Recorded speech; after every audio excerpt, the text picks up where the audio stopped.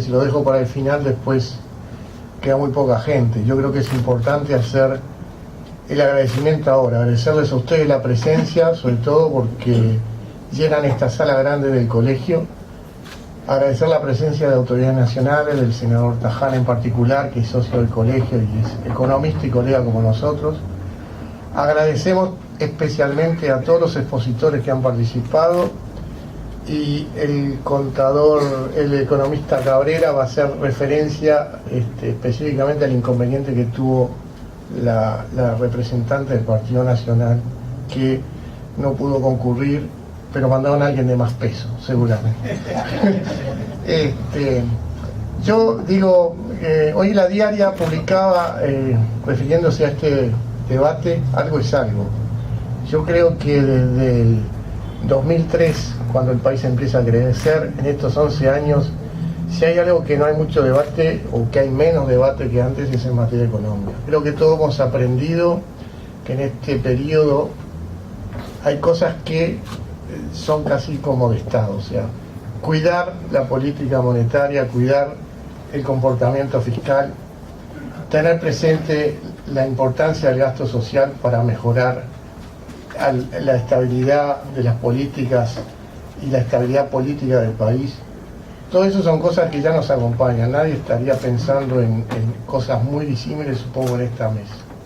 El tema son los instrumentos y cómo lo hacemos, ¿verdad? O sea, sobre todo nosotros los profesionales también hemos sabido en estos 11 años que hay cosas que están para quedarse. Lamentablemente el IRPF está para quedarse, lamentablemente los profesionales somos de los más castigados, por así decirlo, pero eso ya está, y lo que tenemos que ver es cómo hacer más justo y sobre todo más eficiente la aplicación del gasto y lo que recaudan, porque la solidaridad, bien entendida, también pasa porque el gasto se aplique de manera eficiente. Y nuestro país siempre fue solidario desde sus orígenes, toda la política ballista fue solidaria, pero tenemos el derecho a rebelarnos cuando vemos que las cosas no andan bien, cuando los servicios del Estado no funcionan, o cuando aspiramos a que el Estado nos dé más por lo que estamos dispuestos a aportar.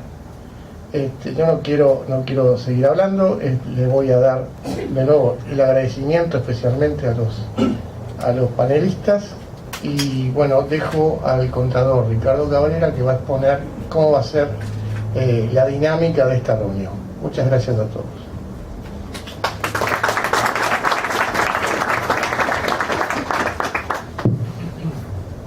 Bueno, buenas tardes. Me adhiero al agradecimiento que el presidente ha vertido sobre todos ustedes, y especialmente a los distinguidos colegas que nos acompañan y que van a hacer uso de la palabra. Realmente un beneplácito para nosotros, los integrantes de la Comisión de Economía, haber puesto este lujo, por decirlo sin falsa modestia, de panel al servicio de la masa social, de todos los colegas, y por qué no a toda la sociedad a través de los medios de prensa. Realmente tengo dos o tres cosas que no quiero acaparar, porque la palabra la quiero ceder rápidamente, pero hay dos o tres cosas que inevitablemente tengo que decir. Una, a la que hizo alusión el presidente, es el cambio de expositor en representación del Partido Nacional. Hubo un inconveniente insalvable, ya inmanejable, ya estaba toda la actividad difundida, las invitaciones cursadas, cuando queríamos ver teníamos el problema entre las manos y sin solución a la vista. Y entonces doblemente agradecemos a Ramón que hace acto de presencia para salvar el hueco que hubiera quedado ante la imposibilidad de la asistencia de la economista Azucena Arbeleche. Es algo que no pudimos manejar con solución anteriormente, por lo menos a los efectos de difusión. Y bueno, aquí estamos, y creo que de todas maneras tanto la exposición de Ramón como el panel en general va a salir airoso del desafío. Tomando un poquitito nada más y tangencialmente algo de los temas que mencionó el presidente, simplemente queremos ver, y creo que va a ser una constatación al desarrollarse la charla, que a nivel técnico nosotros no tenemos tantas diferencias. Sin embargo, como ciudadanos, cuando uno escucha hablar a los políticos, parece que estuviéramos en países distintos o en una guerra de trincheras, o sea que hay bandos totalmente delineados, y sin embargo nosotros los técnicos, con matices obviamente, siempre vemos que son muchísimas más las coincidencias que las disidencias. Creo que eso va a quedar personalmente, creo que va a quedar de manifiesto una vez más. Van a haber matices, creo yo, de diferencias, pero como ciudadanos que somos todos, queríamos también brindarles eso a todos ustedes, que también son ciudadanos y que tenemos la enorme responsabilidad a fin de año, dentro de poco tiempo nomás, de elegir los destinos del país. Bajando ya más a tierra y para cederle la palabra al primer expositor, que va a ser Isaac Alfi, vamos a pautar las reglas de cómo se va a llevar adelante la actividad. Cada expositor va a tener 20 minutos para desarrollar su presentación. Una vez terminada la ronda inicial, cada expositor tendrá 5 minutos para hacer comentarios sobre las presentaciones de los otros expositores, y vamos a cerrar al final con un espacio de preguntas, las cuales deberán hacernos llegar a la mesa en forma escrita. No se van a responder preguntas directas, y con eso estaríamos terminando la actividad. Así que sin más, porque ya venimos un poco rezagados, le cedo la palabra al economista Isaac Alfi. Bueno, buenas noches. El agradecimiento al Colegio de Contadores por la organización de esta charla. El agradecimiento a la autoridad de mi partido por haberme conferido el honor de representarlo. Yo pensaba que iba a tener a mi lado a Azucena, pero parece que se le cayó el pelo rápidamente antes de empezar. Y de Marcel, bueno, Marcel en algún momento entrará y lo van a ver ahí. Antes de empezar, Bergali, yo no estaría tan resignado. El IRPF llegó para quedarse hasta que los vallistas apliquen la política del Pepe Valle.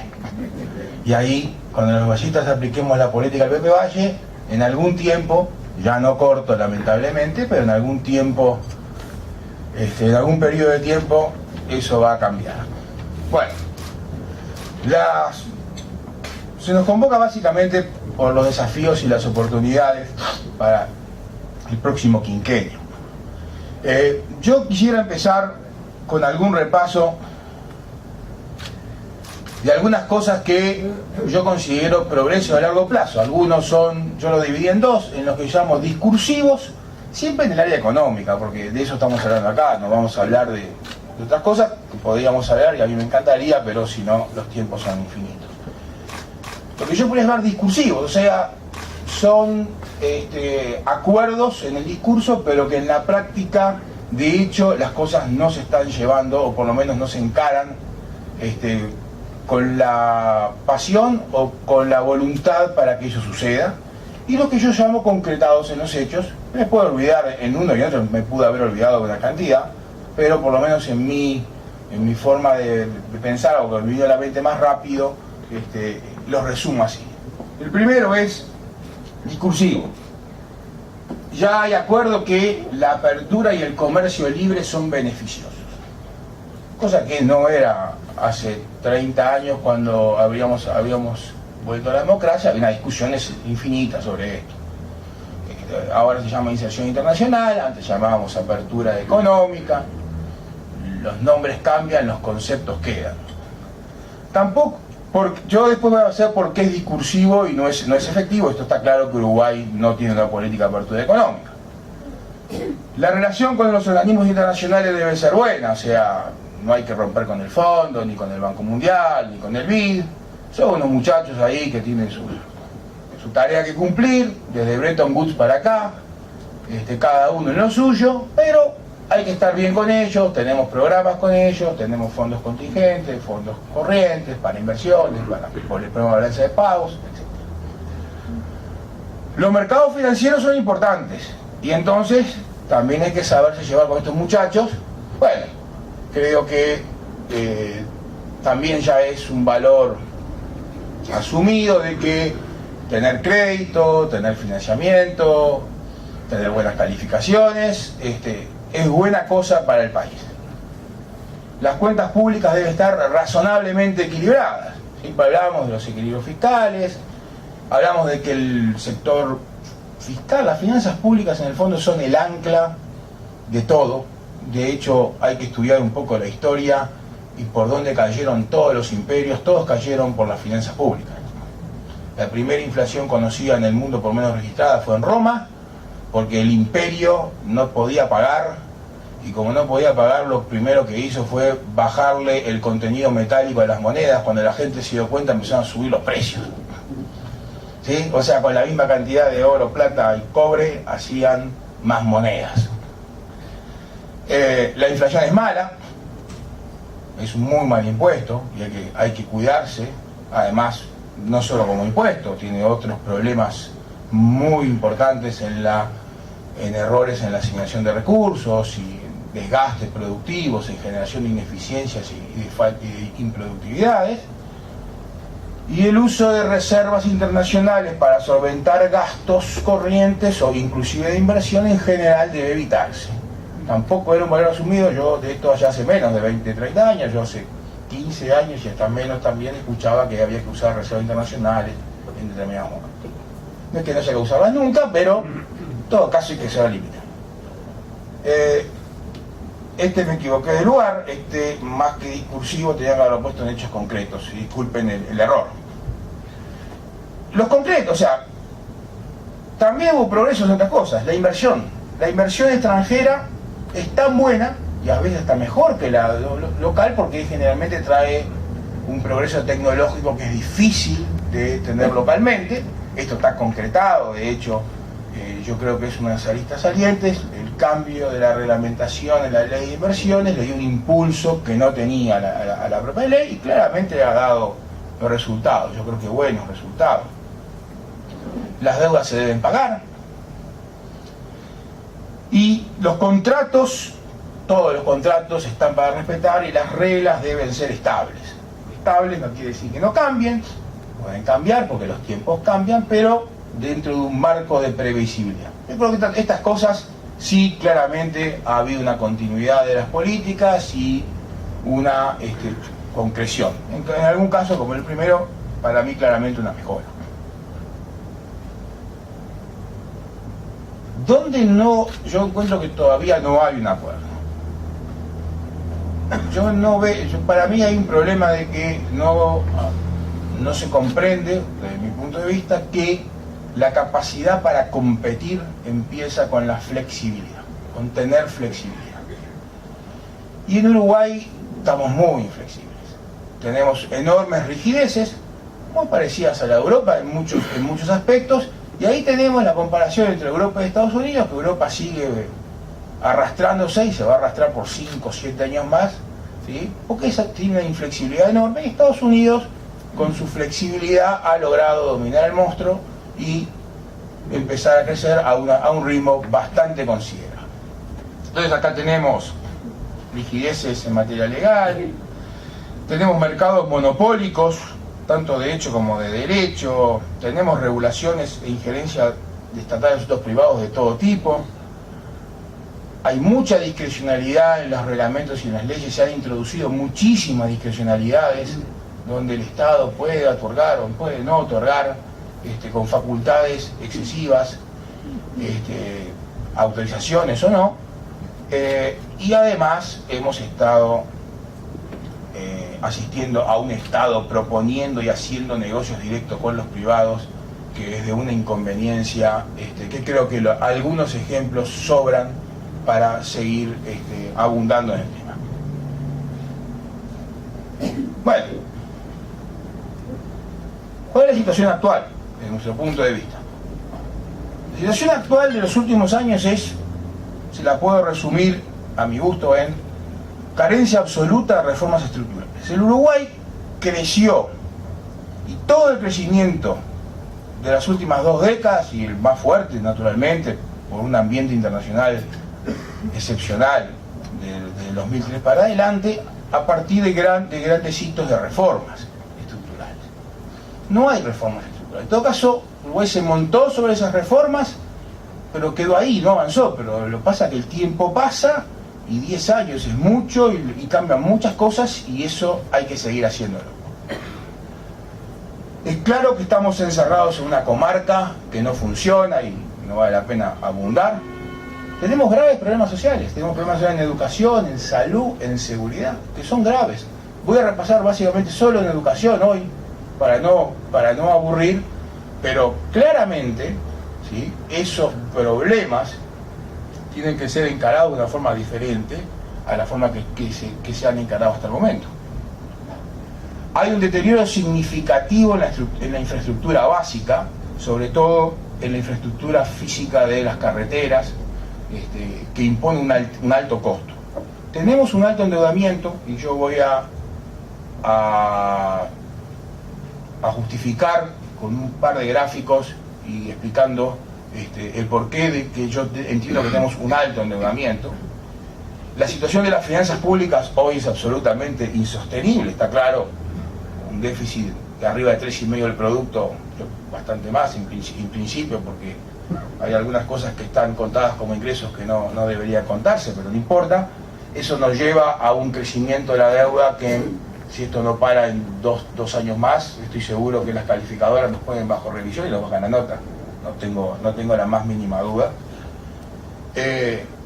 Ha vuelto el Estado empresario, yo creo que ha sobrepasado lo peor de nuestra historia como Estado empresario, con megas emprendimientos todavía hechos sin controles. Eso le impone, y con muchas atribuciones casi monopólicas por ley o por reglamentación al final. ¿Sí? Tenemos un marcado deterioro en la competitividad que ha mejorado un poco ahora, pero claramente es insuficiente. ¿Sí? Y apareció un nuevo problema en los últimos meses, que es un contexto internacional ya no tan favorable, que no sabemos cuán desfavorable va a ser. Ya el contexto internacional en materia de precios se empezó a complicar, todos los granos han bajado tipo 20 y pico %, inclusive la soja ha bajado, que era el que más se sostenía. Y tenemos un contexto de la subregión, tanto de Argentina como Brasil, que en el corto plazo no es muy halagüeño. Después, en el mediano plazo, yo tengo gran confianza, sobre todo en Argentina, porque en Argentina va a cambiar seguramente el año que viene, y las cosas se van a empezar a hacer bien. Y Argentina es un país, como un amigo mío lo definió, un argentino amigo mío definió, es un país que vive en la anormalidad, con periodos de normalidad donde arreglan las cosas. Bueno, el periodo de anormalidad ya pasó, va a venir el periodo de normalidad que arregle las cosas, y por unos años entonces seguramente Argentina vaya a mejorar. De hecho tiene ahí una riqueza imponente no explotada, que claramente hay que explotarla, y para eso se precisan decenas de miles de millones de dólares por año de inversión, que van a venir porque si está la riqueza y le dan ciertas condiciones, van a venir. Bueno, entonces yo creo que podemos repasar algunos puntos. La carencia de reformas estructurales nos limita el futuro, ¿sí? Nosotros no hemos avanzado en muchos aspectos. Aspectos tales como mejora en el tema de los combustibles, en el tema de las telecomunicaciones, mayores concesiones de puertos, pero especialmente mayores acuerdos comerciales. Uruguay es de los países, junto con Argentina y Brasil, que menos acuerdos comerciales tienen en el mundo. En el mundo. Y yo creo que además, podemos hablar de teoría y demás, pero solo hay que repasar la historia y pensemos quiénes eran los que mejores vivían en el mundo en su época. Bueno, yo me acuerdo de que los fenicios desde Tiro y Sidón eran los capos, por decirlo de alguna manera, ¿sí?, los que mejores vivían en la antigüedad. Manejaban todo el comercio en sus naves. Después fue por el tiempo, yo me acuerdo claramente, el progreso de Europa comienza en la Liga Hanseática. Cuando la Liga Hanseática propone esa libertad de comercio y forma esa Liga de Libertad de Comercio, esa fue la zona que se desarrolló. Absolutamente. Miren países chiquititos, bien chiquititos, desarrollados en base a comercio. Un ejemplo es Holanda. Tiene más de 500 años de desarrollo en base meramente al comercio. No hay, yo creo que las ventajas del comercio están fuera de discusión. Pero nosotros estamos encerrados, sin audacia, con estos famosos acuerdos de intercambio compensado de cadenas productivas que lo único que hacen en general es destruir valor y producto. Y estamos perdiendo enormes oportunidades en el mundo. Enormes oportunidades, no solo porque no podemos competir directamente, ¿sí?, sino porque además nos privamos también a veces de determinados bienes más baratos y de mejor calidad que también nos mejoran la competitividad. Me quiero detener en la educación un poquito, nada más, dentro de los problemas más graves. Nuestros indicadores de educación son muy malos, pero la foto es mala. El problema es que la película es mucho peor. El tener personas, muchachos, como esto que está, me parece mucho más sintomático, que solo el 10% de los muchachos del 20% más pobre de los hogares termina en la secundaria, siendo la secundaria el pasaporte a la modernidad como lo fue hace un siglo terminar la primaria. Es un drama. Ahora, yo creo que también es un drama, y yo no sé si no es que sea más grande, porque no lo es, pero sí marca algo muy fuerte, que del 20% más rico, solo el 72%, 5 minutos, solo el 72%, solo el 72% de los muchachos terminan la secundaria, del 20% más rico. Países desarrollados terminan arriba del 90% todos, del total, no de los más ricos, del total. Bueno, sin formación de capital humano no podemos progresar. Hay un cuello de botella allí que es infranqueable, absolutamente infranqueable, sin formación y retención. Y si ustedes miran las dos columnas de los padres y los hijos quienes terminaron la secundaria en porcentaje, una generación para atrás, bueno, nosotros hemos progresado un poquito. Miren los demás, lo que han progresado. España, que estaba mucho más atrasada, tenía un registro de terminación secundaria de los padres menor al nuestro. Hoy es 1.75% más que el nuestro. Pero Corea, que era igual al nuestro, hoy está a nivel de Finlandia. Y por eso Corea se desarrolló, entre otras cosas. A veces ha dicho que la educación ha sido prioridad. Bueno, la prioridad no es solo dinero, como dijo muy bien nuestro colega Forteza. Nos dieron un chorro de plata y no nos pidieron nada a cambio. Y sabe una cosa, nadie resiste el chorro de plata. La gente se lo gasta, siempre se lo gasta. Pero acá tenemos periodos, tenemos el aumento del PBI en determinados periodos y tenemos una especie de elasticidad, algo así, del gasto en educación sobre PBI por periodos y el gasto discrecional total del Estado sobre PBI por periodos. Y en el periodo 84-99, que fue un periodo de crecimiento entero prácticamente, con alguna mueca en algún año, el gasto de educación creció 1.66 por cada punto que crecía el PBI y el gasto discrecional creció 1.02. El gasto discrecional creció alineado a lo que crecía el PBI y el gasto de educación 1.66. Y si hacemos al 2004, donde incluimos un periodo ahí complicado, el gasto discrecional por cada punto que había crecido el PBI bajó 0.24, creció 0.76 nomás, ¿sí? Pero el gasto en educación creció 1.77. Y si miramos 2004-2012, que es, ahora está la revisión de 2013, pero no la puse, si ustedes miran, el crecimiento del gasto en educación, el gasto discrecional es lo mismo. Por cada punto que creció el PBI, el gasto creció 1,7. O sea que no hubo una prioridad, hubo plata nomás. Plata no es prioridad. Lo otro en general eran contraprogramas. Aquí no hubo programas. Esto es más o menos lo mismo. Yo dije que iba a justificar algunas cosas. Yo dije, obviamente tenemos un aumento en la inseguridad pública también, no olvidé, problemas en la salud. En la inseguridad pública, el aumento de la inseguridad pública nos tiene algunos otros problemas. Hoy el país gasta más de 1%, un poquito más, pongámosle 1% del producto en seguridad privada. 1% del producto es un número descomunal. Eso funciona como un impuesto. Es un impuesto adicional que no lo estamos pagando al Estado, lo estamos pagando porque tenemos que contratar a alguien que en otros lugares del mundo no se contrata. Y lo mismo pasa cuando pagamos extra en la salud y cuando pagamos extra en la educación. Si pagamos el impuesto en otros países, nos devuelven en general con servicios, más al nivel impositivo uruguayo. El nivel de tasa de impositivo uruguayo es un nivel muy alto en términos internacionales. Aquí tenemos indicadores de deuda. Yo digo que la deuda está alta.